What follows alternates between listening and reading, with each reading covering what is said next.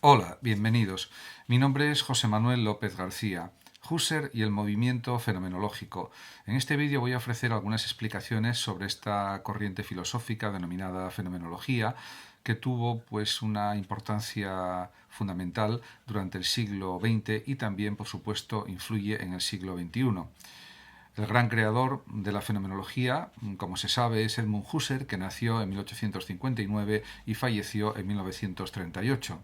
Estudió primero matemáticas en Berlín y luego siguió las lecciones de Brentano en Friburgo, etc.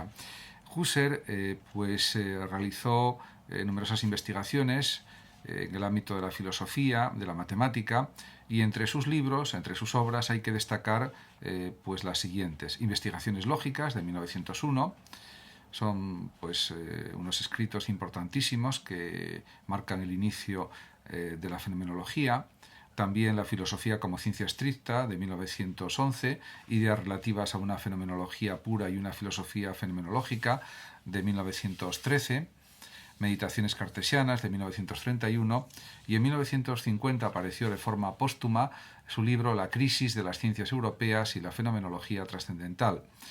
Ciertamente escribió más obras, de hecho su producción escrita abarca unas 41.000 páginas aproximadamente. Husserl estaba convencido de que el conocimiento comienza con los hechos, pero también afirma que cuando un hecho se presenta a la conciencia, en ese hecho captamos siempre una esencia, y ahí está el punto de inicio de la investigación fenomenológica, podemos decir. Por ejemplo, vemos un determinado color, pero ese color es un caso particular de la esencia color. En este sentido, las esencias para Husserl son los modos o las modalidades en que aparecen los fenómenos de la conciencia. De hecho, la fenomenología es un análisis de los fenómenos mentales, de los fenómenos de la conciencia. Además, se puede también afirmar que los hechos particulares para la corriente fenomenológica son casos de esencias eidéticas, de esencias de ideas. Eidos en griego antiguo significa idea, forma, por ejemplo, si recurrimos a las formas platónicas, a las ideas platónicas. Realmente las esencias eidéticas son, podemos decir, universales, son conceptos que la conciencia intuye cuando se le presentan los fenómenos. En este sentido, la fenomenología de Husserl se opone claramente a todo tipo de nominalismo y pues realmente podemos pensar que es una especie, en cierto sentido, de idealismo, porque analiza los fenómenos de la conciencia fundamentalmente. Pero es que para Husserl, además, lo único que no puede ponerse entre paréntesis y que resiste a los ataques de la epogé es la conciencia, la subjetividad, que para él es lo primordial. Analizar esas formas de la conciencia, esa subjetividad interna de la mente, es lo prioritario, es lo principal, es a lo que dedica sus enormes esfuerzos de investigación, de estudio, de análisis, también de escritura filosófica, por supuesto, etc. Además, cabe decir que él también afirma la intuición eidética o intuición de la esencia, que supone el conocimiento de las esencias a través de una intuición. En realidad, para Husserl, los hechos singulares son cosas, o son casos, mejor dicho, son casos de esencias eidéticas, porque para Husserl la conciencia no es solo la realidad más evidente, sino también una realidad absoluta. Diríamos, es una filosofía de la conciencia, filosofía conciencialista, podríamos decir, o de la subjetividad. Y en este sentido, por eso uno de sus libros también se titula Meditaciones cartesianas, siguiendo los análisis también del racionalismo cartesiano, pero desde otro enfoque, diríamos, diferente, superior, más profundo, podríamos decir.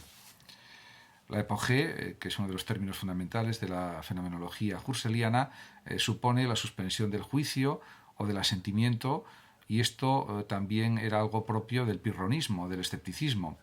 Pero la epogé sirve para dejar en suspenso, poner entre paréntesis las convicciones científicas, en el caso de Husserl, de la fenomenología de Husserl, poner entre paréntesis, repito, las convicciones de tipo científico, filosófico, y también las creencias del sentido común. Esas también se ponen entre paréntesis, porque diríamos que la conciencia es algo evidente y es algo que hay que analizar desde un punto de vista fenomenológico. Ciertamente, también existe lo que Husserl denomina la intencionalidad de la conciencia, que es una de las partes centrales de la fenomenología. La conciencia para Husserl y también para Brentano y para otros fenomenólogos y filósofos es siempre conciencia de algún objeto, de algo en concreto. Y Husserl llama, por ejemplo, noesis al tener conciencia y noema aquello de lo cual se tiene conciencia. Para este pensador, para Husserl, los actos psíquicos se refieren siempre a objetos, a cosas determinadas. Y hay un carácter intencional de la conciencia que siempre ha sido pues, analizado y descrito en distintos libros fenomenológicos por parte de otros fenomenólogos también, etcétera, pero diríamos que el primero, o de los primeros que pusieron el énfasis en las intenciones de nuestra mente, de nuestros pensamientos, etcétera, pues fue precisamente Husserl, también Brentano, por supuesto, y otros. En consecuencia, se puede afirmar que la fenomenología es la ciencia que se dedica al análisis y a la descripción de las esencias. Y, en consecuencia, el fenomenólogo no se interesa por la conducta moral de las personas, en principio, sino que pretende conocer lo que es la esencia de la moralidad y comprobar de esta manera si la moral es o no un resultado, por ejemplo, del resentimiento. En este sentido, pues es verdad que la fenomenología ha estudiado y analizado muy distintos fenómenos de la realidad empírica y pues diríamos que hay muchas ciencias, disciplinas, conocimientos que usan el modelo fenomenológico o el método fenomenológico descriptivo para entender pues las esencias, las ideas fundamentales, etcétera, de sus respectivas disciplinas. Y esto es algo que pues está siempre presente, por ejemplo, en los estudios de distintos fenomenólogos durante el siglo XX y también durante el siglo XXI. Se puede afirmar también que el influjo de los fenomenólogos en la psicología, por ejemplo, la antropología, la psiquiatría y la filosofía moral y de la religión ha sido muy notable, pero incluso también pues, en la filosofía, podemos decir, de la política y en cualquier ámbito del conocimiento. Podemos también pues, asegurar que la fenomenología es una vasta corriente de pensamiento que ha influido en numerosos filósofos y entre los que se pueden citar, por ejemplo, a Nicolai Hartmann en su concepción ontológica y ética, que está muy influida por la fenomenología. También el pensamiento de Heidegger tuvo pues una etapa de su pensamiento que es claramente fenomenológica. Los análisis de Sartre fue un gran fenomenólogo. Merleau-Ponty, pues también, y Gabriel Marcel, que aunque era personalista fundamentalmente, pues también era fenomenólogo, y pues uno de los discípulos principales, o quizás el principal, de Husserl, como es Fink, que también pues, fue un grandísimo fenomenólogo. De hecho, también es evidente que desde la perspectiva de los análisis fenomenológicos, de los análisis descriptivos, de la fenomenología, se puede pensar que existen ontologías regionales y ontología formal. En este sentido, la finalidad del ontólogo, fenomenólogo, es describir los modos típicos o las modalidades clásicas a través de las cuales los fenómenos se presentan a la conciencia. Y estas modalidades típicas o modelos tópicos, podríamos decir, son las esencias. En cuanto a las regiones que estudia la fenomenología, las regiones de la realidad, podríamos decir, son fundamentalmente la naturaleza, los hechos naturales, la sociedad, diríamos que incluye el campo de la sociología, por supuesto, la moral, la religión, etc. También, por supuesto, ha habido distintos fenomenólogos, y como es el caso, por ejemplo, de Max Scheler, que realizó una fenomenología de los valores y de la ética.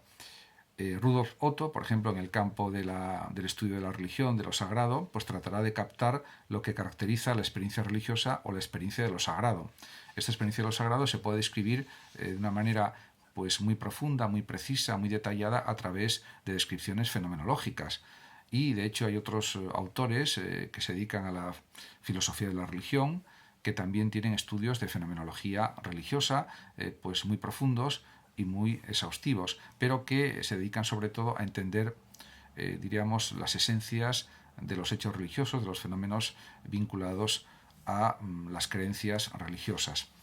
En definitiva, se puede decir que la fenomenología es un campo de análisis de la realidad.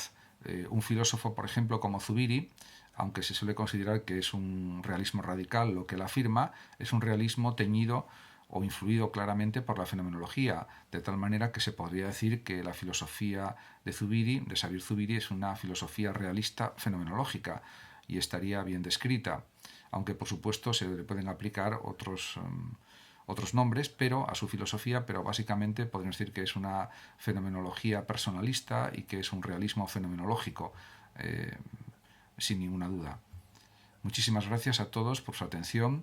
Saludos como siempre a los oyentes de Radio Sofando y Hablando de Filosofía de México. Y por último decir que los que lo deseen pueden compartir este vídeo, darle like o suscribirse a mi canal de YouTube. Muchas gracias y hasta siempre.